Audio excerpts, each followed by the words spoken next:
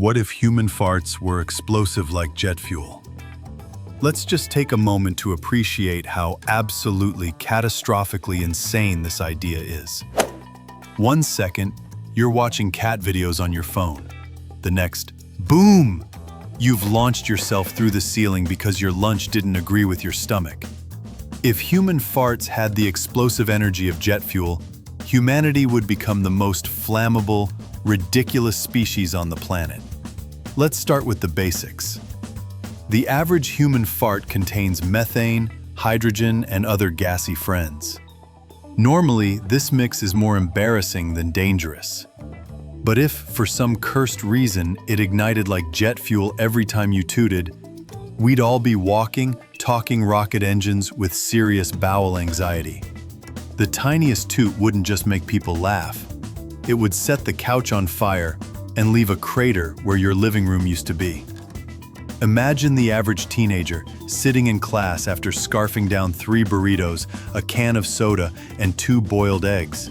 He's trying to hold it in, but the pressure is building. Everyone around him senses it. The teacher glances over, sweating. The walls begin to tremble, and then, boom! He's launched backwards through the window, still clutching his math homework, leaving behind a smoldering desk and 26 traumatized classmates. Public transportation would no longer exist. Nobody would dare sit that close together in a sealed space with 40 time bombs. "Excuse me, someone farted," would be the last thing you ever heard. Planes, canceled. Buses, illegal. Elevators, suicidal. Humanity would return to the noble act of walking, preferably with flame-retardant pants and gas filter helmets. But it's not all doom and flaming doom. There'd be benefits too. Transportation, for one, would be revolutionized.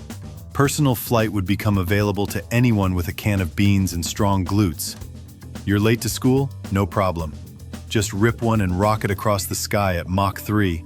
Sure, you might ignite a flock of birds mid-flight or blow up a few stop signs, but hey, no more bus fare. Extreme sports would hit a new level. Forget BMX and snowboarding. Now we'd have fart lift parkour, aerial rear thrust racing, and competitive tooting distance. Olympic events would include synchronized flatulence formation flying, athletes doing triple spins powered by Taco Bell and sheer willpower. Judges would rate based on speed, hang time, and how few pedestrians were incinerated during the stunt. Science fairs would become dangerous. Little Timmy builds a homemade fart-powered rocket for class, only to accidentally vaporize the gymnasium during his demo. "Oops," he says, as his eyebrows float down like snowflakes. He still wins first place, obviously. But with great gas comes great danger. Imagine school cafeterias turning into no-go zones. One bad bean day and the whole building is in ruins. High schools would need blast shelters in every hallway. Fire alarms would be replaced with methane detectors. New rules: no chili before 10 a.m. and absolutely no broccoli on exam days. Romance? Dead. First dates would be high-stakes horror shows. "You look beautiful tonight." "Thank you. I had garlic hummus and carbonated soda." The couple stares at each other in pure fear, knowing that any sudden movement could cause one of them to explode like a cartoon grenade. Restaurants would need fireproof booths and emergency ejection chairs. Now let's talk fashion. Clothing brands would cash in immediately. You'd get ads like, "Introducing the Blast Guard 3000, now with triple-layer Kevlar cheeks and thermal venting." Forget style. Survival would be the new trend. Jeans would come with built-in nozzles and spark arresters. Designer brands like Louis Vuitton and Gucci Booms would dominate. Governments would lose their minds. They'd pass laws like the Silent but Deadly Regulation Act and enforce mandatory gas control permits. You'd have to register your burrito intake on a public website. Countries might even ban spicy food entirely. Airports would have signs like, "Warning, No taco products beyond this point. And flyers would wear gas compression suits. TSA now stands for Toots Security Authority. The military wouldn't just react, they'd go all in. Special units of fart-powered paratroopers would launch silently under cover of darkness. Missiles? Outdated. We've got high-fiber diets now.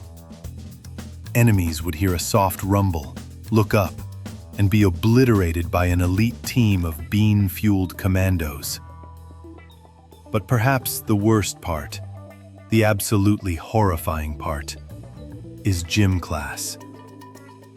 If someone lets one rip during squats, the whole school's gone. One wrong crunch in yoga class, and half your team is in orbit. The dodgeball game ends when someone rocket boosts through the ceiling. Your coach retires early, for his safety. By the end of the week, humanity would be forced to adapt. New global treaties would be signed, the United Nations Flatulence Control Pact. Cities would build blast bunkers underground. People would switch to bland diets. No flavor, no danger. Beans would be outlawed. Taco Bell would be declared a war crime. And yet, black market chili stands would pop up in alleyways. Teenagers, rebellious and fearless, would sneak in for one last spicy burrito. "Do it," one says, shaking. "Give me the hot salsa." He does. The kid takes a bite. Everything goes quiet. And then, the sky lights up. So, is jet fuel-grade flatulence the future of renewable energy? Or is it humanity's final self-inflicted doom? Probably both.